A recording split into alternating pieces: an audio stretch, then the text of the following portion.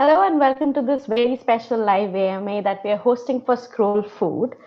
This is for our new program with a new project that's called Scroll Chef of the Month. This is our second month doing Scroll Chef of the Month. In the first month, we had Chef Rahul Akerkar with us, and this month we have Chef Viraf Patel.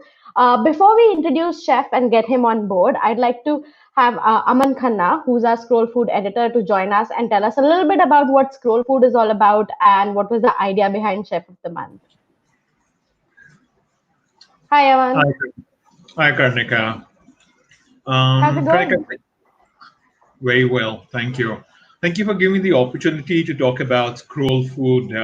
We founded Scroll Food in December of last year with the objective of creating an encyclopedia of recipes from India.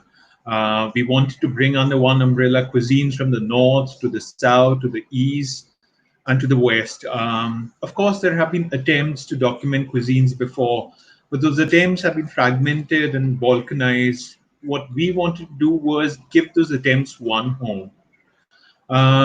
If I say so myself, I think we have been successful so far. Since the beginning of the initiative, we have documented several micro cuisines, including the food of Konkan Muslims and Pathare Prabhus. But when the coronavirus pandemic battered the restaurant industry along with the rest of the economy, we knew that we had to change our perspective. We knew that we had to reach out. So we decided to start a new initiative called the Chef of the Month. Under this initiative, we anoint a great chef as the curator of the section for a month and let them talk about their food, about the restaurant industry, about its needs, and of course their own work. We were fortunate that Chef Viraf Patel agreed to be a part of the initiative. Chef Viraf, as everyone knows, is the executive chef of Olive Mumbai and Olive Hyderabad. Before that, he has worked with or collaborated with some of the finest dining spaces in India, including Indigo, The Table, Saltwater Cafe.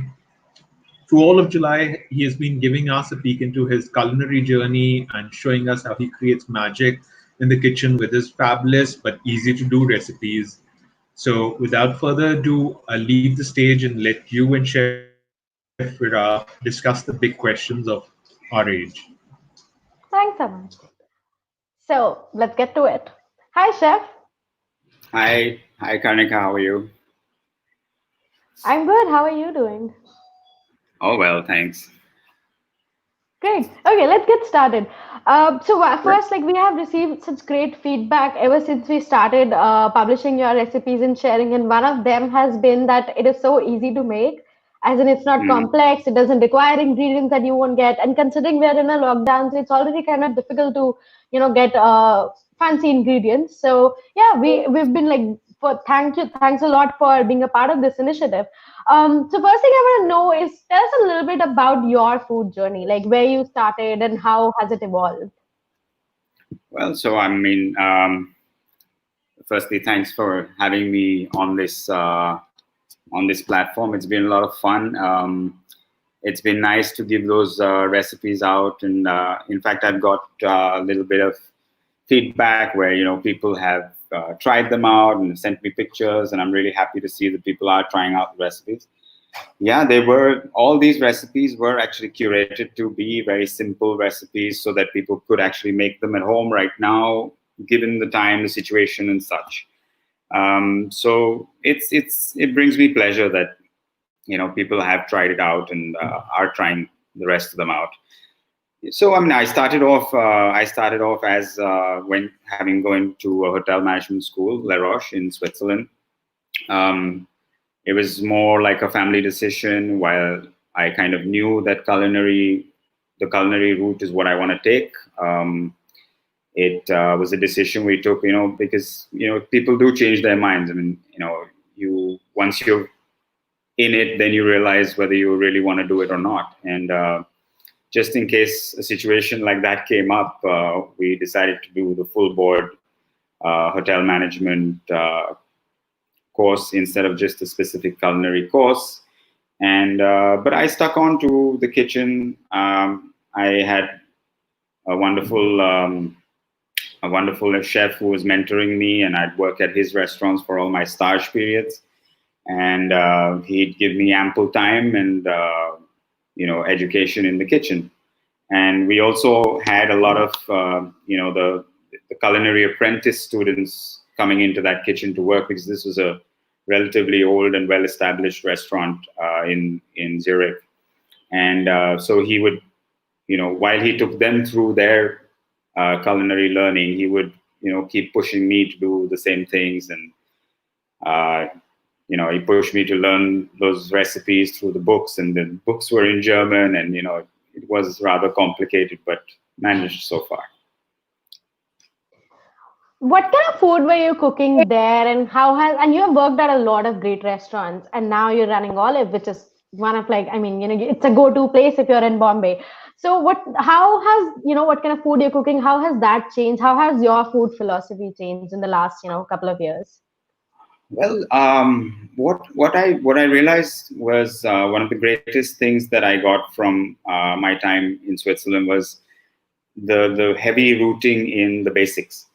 And then, once you have that pat, once you know your basics, it's so simple to then evolve, and then to elaborate, or to change and move forward. But without that, and that's also something I like to tell people who ask me about coming into this industry, and where should I start, which restaurant should I work at.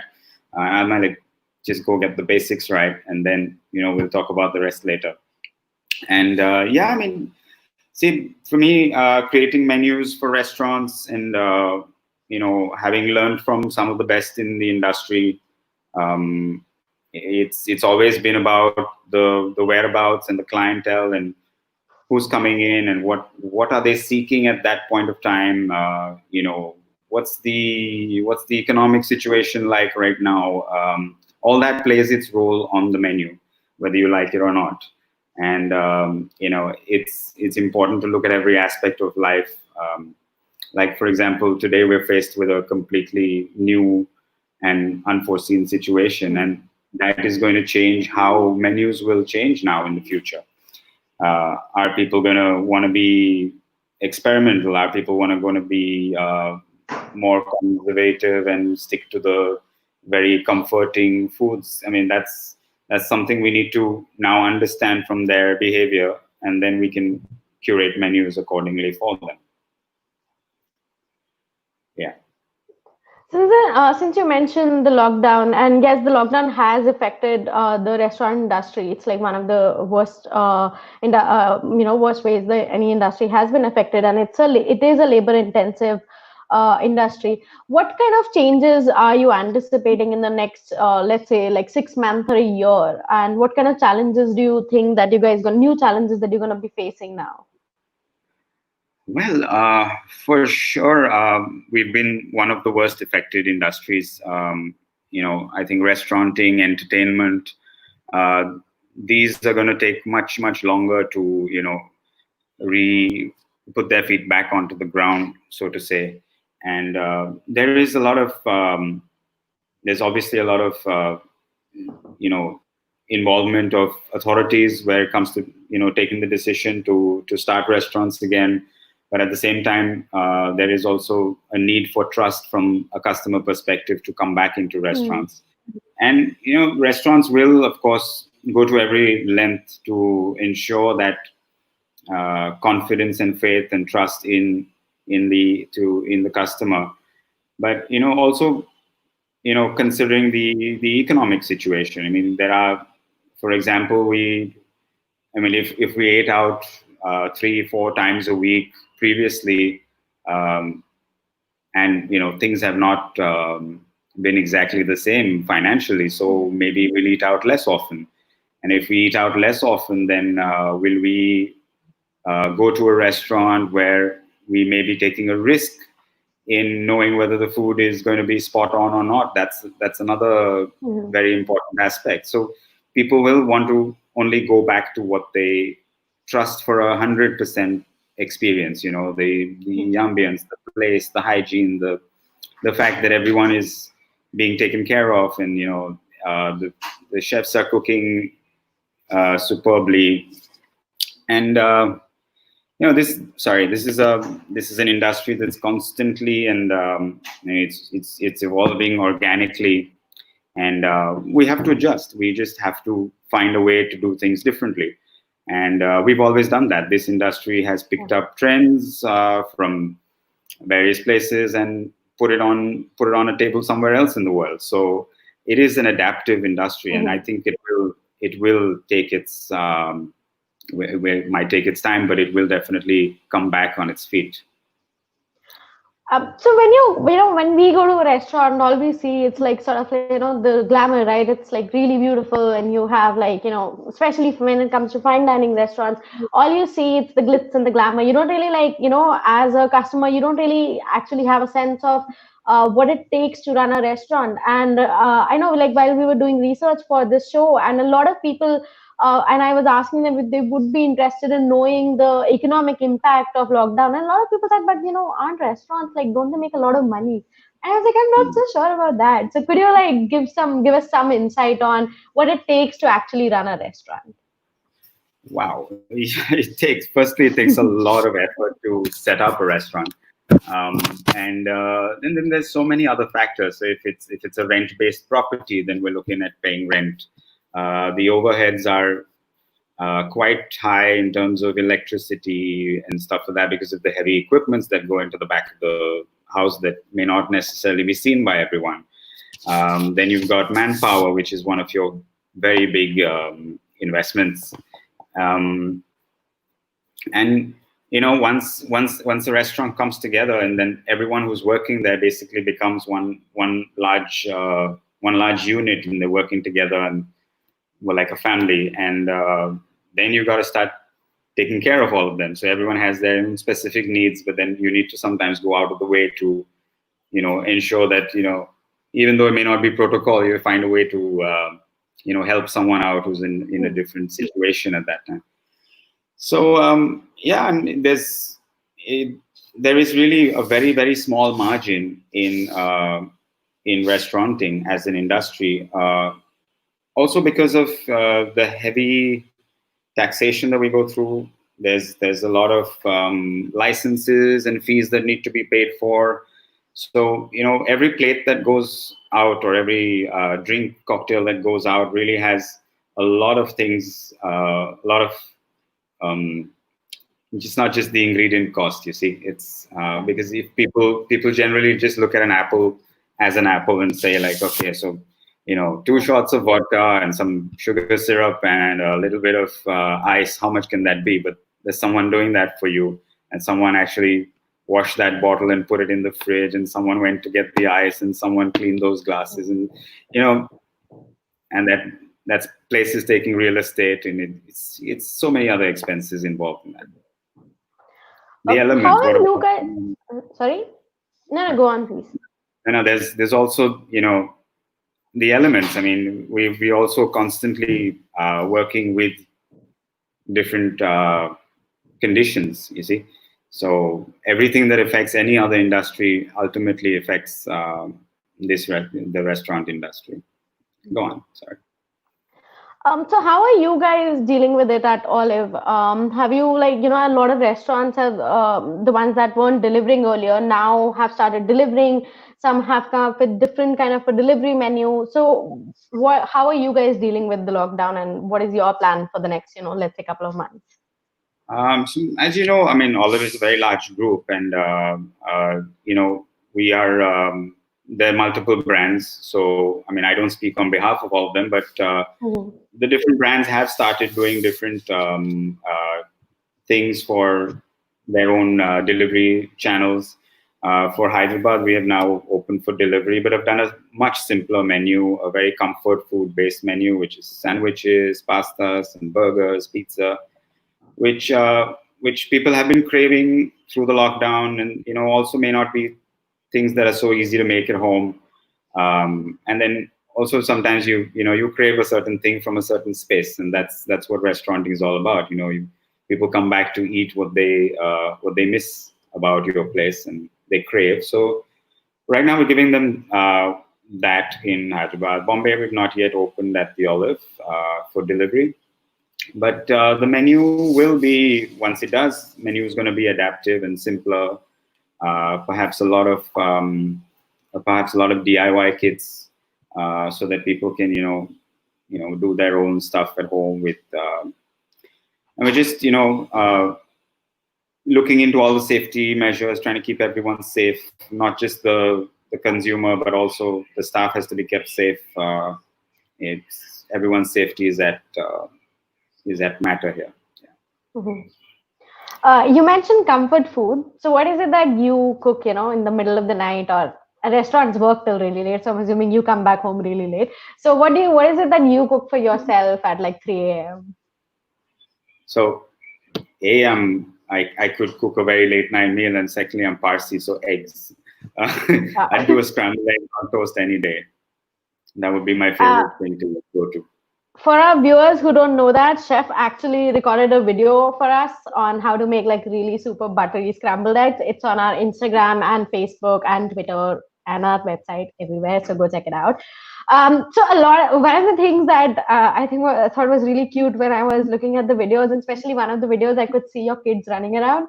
And even in the video that you put up on how to make pasta dough, I could see your son. So you clearly cook a lot with kids. And in the lockdown, we have seen how families are coming together and cooking together. So do you have any suggestions for parents who want to include their young children? Like what kind of food they can cook that their children can help out with? I mean, I don't think in restricting them in any way, actually. And cooking is a massive life skill. I mean, I know people today who are in their 40s who don't know how to cook and have really struggled through this lockdown trying to get a good meal, a decent meal, a warm, fresh, not out of a packet meal. It's a life skill everybody should have, whether doesn't matter how basic it may be and how simple those things may be that one can cook, but they should first start out with maybe their favorite foods, try learning those. So I mean, at home we cook a lot with the kids. We love them to get involved. We always try and keep them involved, and my son's really taken to it. Daughter is a little young yet, but she's also taken to it. She loves to come, and when we're making anything, she'd like to come and take the dough and play with it and roll it, and they both are very involved. And in fact, now my son's reached a stage where he can make his own pancakes and stuff, and omelets and things like that. And he's 8, but we've let him know what is dangerous and what is not. So I would start with that, let them know what the dangers are so that they can keep themselves safe, and then they can start attempting things under supervision, of course. And it's always okay to make mistakes. If you don't make mistakes, how will you learn? And that's how you evolve. Well, I'm sure I'm speaking on behalf of all our viewers. We'd love to see your kids in the videos more and love to watch them cook. Okay, so you have been in Bombay for a while. So like if someone was coming to Bombay for the first time, which are your favorite restaurants? Like which places would you suggest, apart from Olive, obviously? Where would you suggest someone should go? Well, I am a big fan of street food and the northern kind of cuisine. So I would take, if anyone came, and I think this is something we do always, we take them to Noor Mohammadi. And that has to be a breakfast which extends into a early lunch kind of scenario, because their food starts coming out by 7 or 8 in the morning in different times. So till 11 o'clock, you keep getting different foods that come out, and I can just park myself there and go from Nehari to Hakimi through the morning. And I would love to do that. That does sound like a great breakfast. I think the only thing we ordered in, because so the thing is, they still cook on wood fires, and however well you can do that at home, I mean, you just can't get that essence of the wood in your food. So So we've already started getting a lot of questions from our viewers. So I'm going to take one. Naman Agarwal wants to know, what's your take on restaurants in India? What do you think can change during the current situation or in general? Any ideas you would want to throw? Well, see, this situational based change, there will be obviously a lot of change. So there have been a lot of, there have been a lot of restaurants. There's some restaurants that have been running for 50 and 60 years in this city, and even in in this country, of course. And people have evolved, people have changed, and I think there will be a shift. There will be some that will shut down. The serious restaurateurs will, of course, continue to push forward and evolve with the situation. Mm-hmm. But I think everyone's going to go back to the basics. I feel there's a very, very strong hope for what is comfortable and what is known and understood. I think experimentation may take a little bit of a backseat for a little while, and then come back, of course, eventually. So another question that Naman asked is, how do you think the restaurant industry will adapt to the new rules and changes? I think you've answered some bit of it in the previous answer, but is there something you'd like to add? Well, adaptation now with these new norms, people having to stay distant. When I went to hotel school, you would even be taught how to put the plate down, which direction was what, and how much of the surface of the plate you touch. Today, even in very nice restaurants, I see thumbprints on the rim of the plate. That was just an absolute no and absolutely unacceptable. So you basically held it with the palm of your hand on the rim, and you somehow managed to place it down, and you learned how to do that. And so this real learned, evolved restauranting will, I think, take the forward run now, where the people in the know, the people in the knowledge of things, of all things restauranting will survive, and some may not. Okay, now that you've mentioned, just fine dining and everything you learned in school, I want to ask, so now, a lot of us are cooking, a lot of us are having virtual dates, and we obviously cook together and do that, and everybody wants to create sort of like a restaurant-like experience. So do you have any tips for people to make it look sort of authentic, and what should they do and what they should not do? Make it cozy, dress up your tables, maybe put some flowers there if you can get all of them. Dress up for dinner. Maybe that's what you could do to experience a more restaurant-y kind of feeling. I wouldn't know. I love sitting on the couch and eating. So yeah, me that's more fun. No pajamas then. Okay. Moving on. So you were the chef partner at Cafe Zoe, which was extremely popular, but sadly it shut down after, I think, 8 years in 2019. Yeah. What does that tell us about the lifespan of a restaurant, even a really good one like Cafe Zoe? Well, there's lots of elements to that. It's the lifespan of a restaurant can be much longer. Like I said before, also restaurants run 50, 60 years. Also, they've run for even longer. It's not all to do with just the space or things like that. I mean, there's a lot of different elements.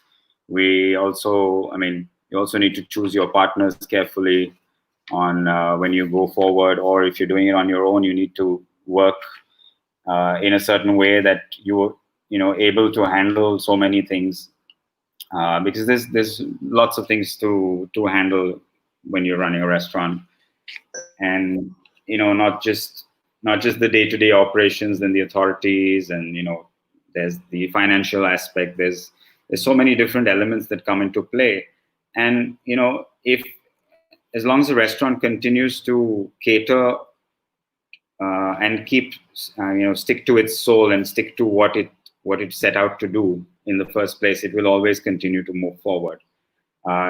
Any alteration in the path may lead to a breakdown, so to say.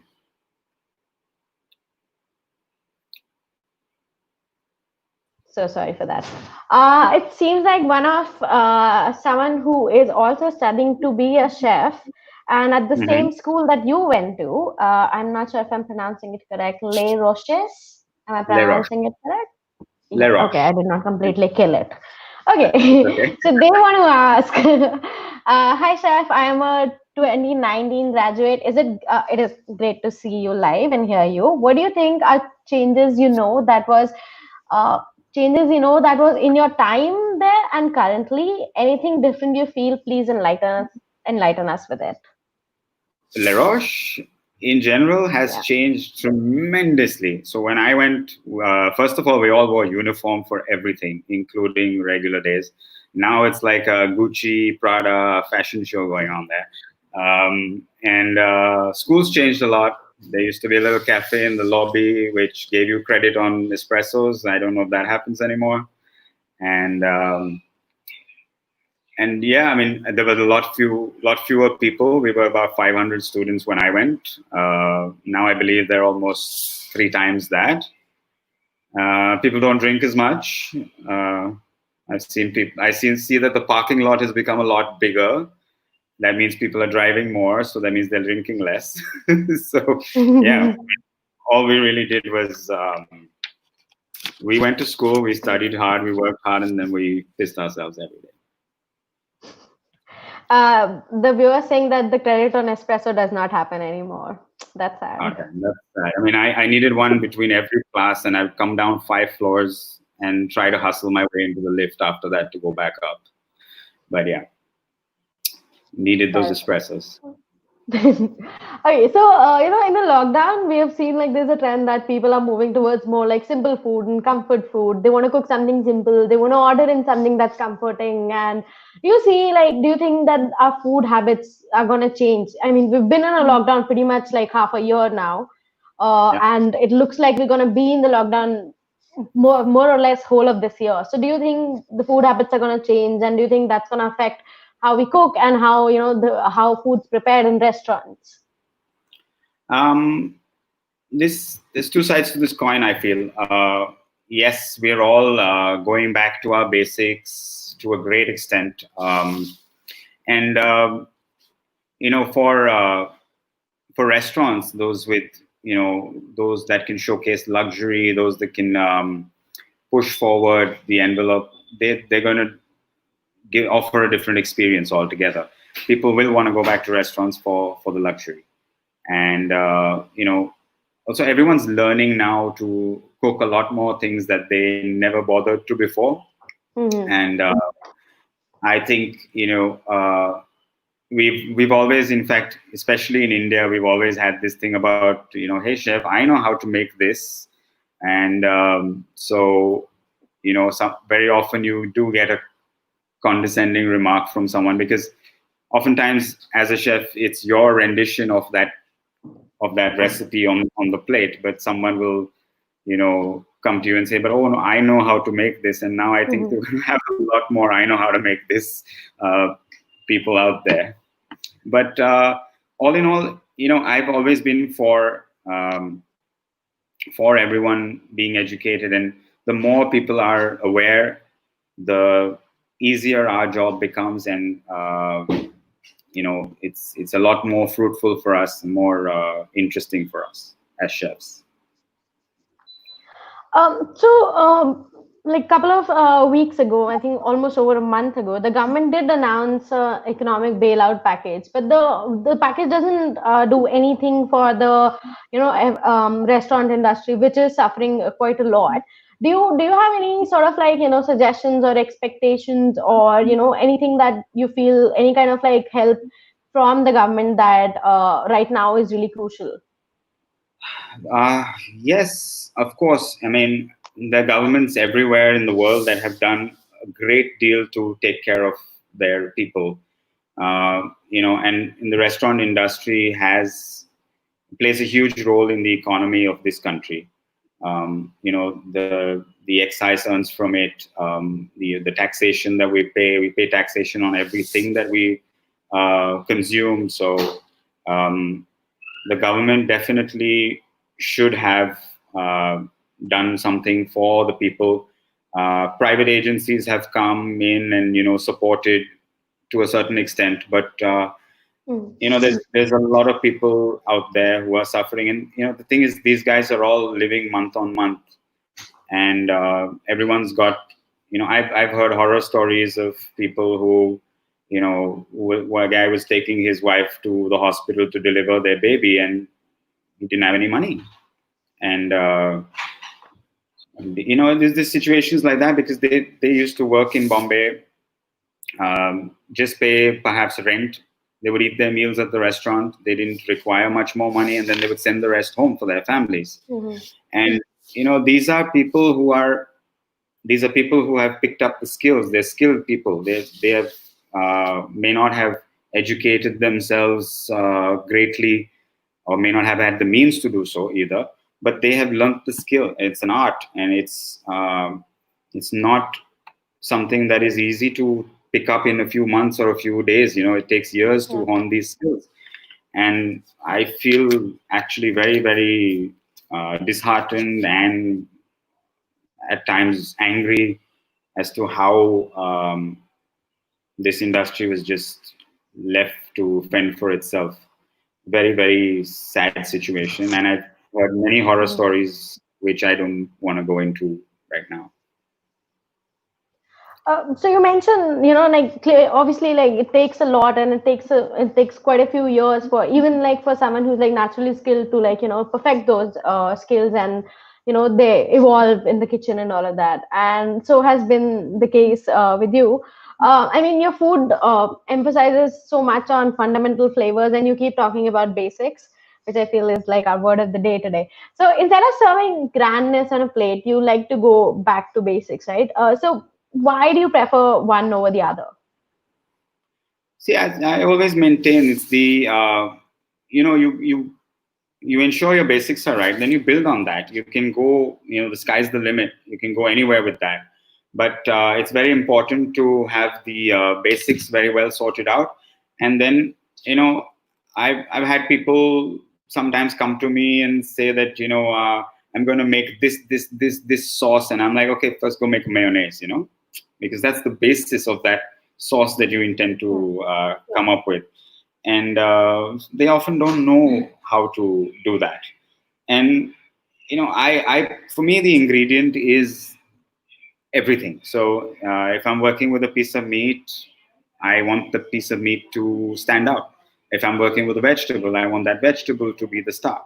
And therefore, I will give it the least amount of additional flavors so that pops out.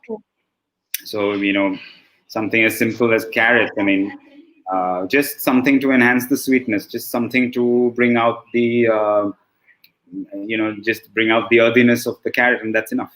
We don't need to go any further than that. That's my philosophy. People may differ. So what would you what would be your advice to budding chefs and someone who's just starting out in the industry, or who wants to build a career in the industry? Like I always say, we've had, I used to run this session called One Night Stand Chef when I ran Zoe, and we'd have basically a young chef come in, or not necessarily by age, but people who haven't been cooking professionally ever, and they would do a menu for one night, and it's always been something I've encouraged, and I've always pushed people to, you need to get the word of today, basics, right, and then keep building on that. And we have one little one who's just popped in. Say hi. Hi there. Hi. And so always get the core of what you intend to do right, and then always be honest. It's my my opinion is always be honest to the ingredient, be honest to your customers, be honest to the people you're working with, just be honest to all of them. And that builds up a beautiful, beautiful plate. You gotta smile. Peso. Where do you want to go? Peso. Okay, peso. Oh, I think she's found something. She wants to go off. Oh, okay. She is really cute. Oh, okay. Yeah. Yeah. Okay. So what? No, it's okay. Yeah. What's her All name? right. Soraya. Soraya. Oh, that's a beautiful name. Hi, Soraya. Say hi. Okay, so we have another question from one of the viewers, and they want to know, what do you think is the difference between restaurants in India and the European ones that you might have seen during your time when you were studying abroad, and which ones stand out and why? Well, the the I mean, I was in Europe many years ago, 20 to be about right, and it's even then. I mean, I think restaurants there were doing something very different, but here again we have a very different take on restauranting, and I truly believe that the restauranting in India needs to evolve to a level, not just necessarily from the restaurateur's point of view, not from the chef's point of view necessarily, but also our customers need to embrace a lot of things, a lot of cultures, perhaps a lot of habits that are encouraged and used a lot abroad. Um, showing respect for the space, being on time, those things, those, they actually have an economic impact on the restaurateur. Not showing up for a reservation on time, makes you hold that table for someone, which denies someone else a table, which then creates a backlog in the kitchen. It's a late reservation is a mess. So those are things I think if those basic etiquettes kind of fell into place, even in India, I think that would really take it a long way for all of us in general, from the restaurateur's perspective, chefs, the how the customer behaves. They'll enjoy themselves more. Yeah. I hope that answered the question. Before I go to another question by a viewer, before we move on to that, you mentioned late reservations. I want to ask, fine dining in India still is limited to a very small population, right? And we still, like, a lot of people still want to go out to have quote unquote ghar ka khana. And how do you think that the clientele has evolved in the last couple of years? Do you see more interest in fine dining? Do you see more people who come in not just for the food but for the whole experience, as they say?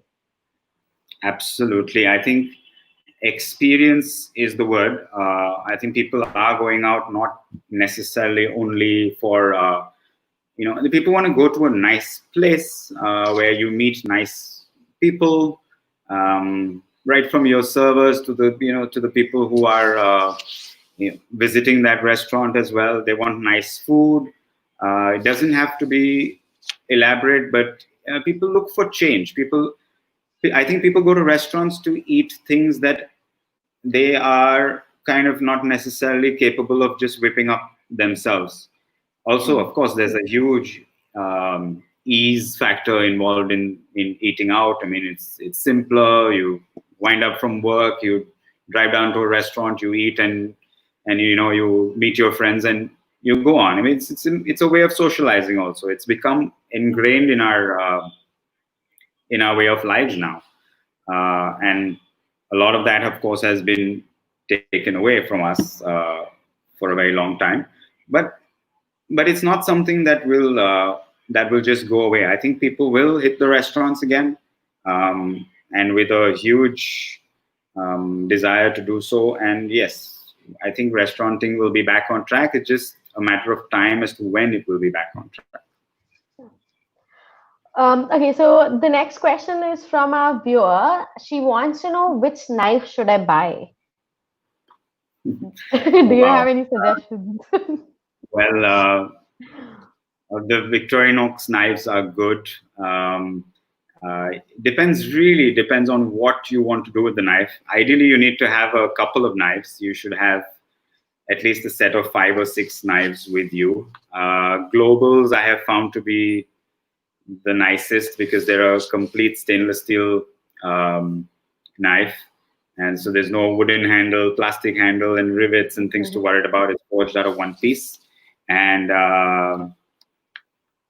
that's Global is what my wife uses. I have a nice Japanese knife, but then again, it's not for everything. If I need to debone a chicken, I need to go back to her Globals. And yeah, that's, I think, one of the best knives to have. Get a couple. Another viewer, at least 5 clearly, and for cooking only. Okay. Another viewer wants to know, are there any Michelin star restaurants in India? No, there are no Michelin star restaurants in India as of now. The Michelin why do you think rating, that's the case? Michelin rating requires a lot of. It requires there's a format, of course, with many parameters, but one of them involves the food having to come from a 100-kilometer radius. The food has to be seasonal, so all ingredients on the plate need to be seasonal from that specific season, and we don't necessarily have 3 and 4 seasons in some parts of the country. And so, like, for example, Bombay, you have monsoon and then everything else, or you have everything else and then monsoon. And I think India on the whole may be very difficult to identify and say, okay, these are the guidelines and the rules for Michelin for India. It might actually have to be region specific, or it may have to actually be even within a state, we have different climatic conditions and what grows and what doesn't grow. And it's and also there isn't a, we haven't yet started to really account for where our food is coming from in India. So if I were a buyer, for example, and I'm looking for a specific kind of wheat, we're still getting there. We're still getting to that wheat being supplied to me. Maybe a place like Manali or something might have 4 climatic conditions of the year, but then it's not happening all over the country right now. And then this other aspect that I mentioned about source and not knowing the true source always. And when we have options like that, while we do have a lot of options like that, also bringing that in sometimes maybe logistically a little harder to do in our country. We're almost out of time, but I'm going to take 2 more questions from our viewers. One is, which are your favorite food TV shows? Well, I like to watch. I actually like to watch a lot of YouTube videos of people traveling and eating more than food TV shows. We actually don't have a TV and we don't watch TV. But yeah, we do a lot of YouTube watching, and that's of people traveling, people eating at various places in various countries. Those kind of shows are my favorite. Are there any people we should follow on YouTube? Your favorites? Any feeds? I don't know. Okay. Okay, I'm going to take my last question. I think it's like the perfect way to end this conversation is, one of our viewers wants to know, why did you choose the restaurant industry? I'm going to add to that question and just like tell us something about like one of your like childhood memories around food and cooking, and what made you decide that, okay, this is what I want to do with my life. Well, so my mother was also in the hotel industry, and she worked with hotels for about 35 years. And my brother got into the industry, so we've kind of been always in the family. We've been in this industry, and I kind of grew up also watching a lot of basically spending my weekends and holidays in hotels. And but for some reason, I never took to the hotels as such. I stuck to standalone restaurants. This may have had a lot to do with my experience in Switzerland, working for a standalone restaurant where we kind of did everything ourselves. We were the maintenance guys, we were the housekeeping guys, we were the cooks, and in fact, I would cook also, and I would serve also, and I would be bartending at the same time and cashiering at the same time. So, it was very fluid in that sense, and I think I chose to stick to restaurants. I haven't yet ever worked for a hotel, but I'll never say never. And but I mean, I feel it's just more interesting for me. It's been more interesting for me to be in the restaurant industry. But yeah, growing up in seeing those large kitchens and walking through those hallways of the back areas of hotels always kind of enamored me. And I was like, what's happening in those massive vats? It's like going on an adventure through this stainless steel and Kota tiled spaces.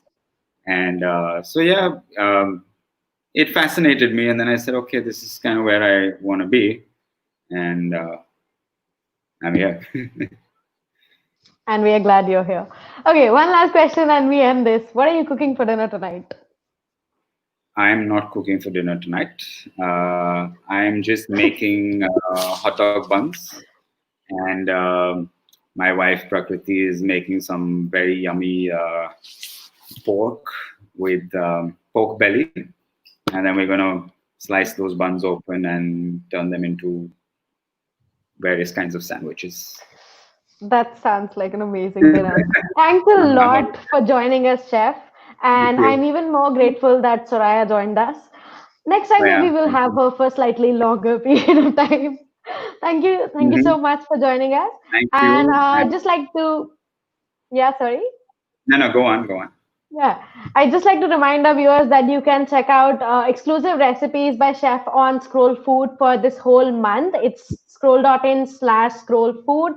And you can also follow us on Instagram. That's also Instagram.com/Scroll Food, and on Facebook and on Twitter. And check out all the recipes. And there are a lot of really cool kitchen hack videos that Chef has been creating and posting. Check them out and do share, whatever you cook with us. And keep watching Scroll Food. Hi there. And stay safe and cook for yourself. It's very, very, very gratifying to cook for yourself. Thank you so much. Stay safe. Bye. Bye. Bye, everyone.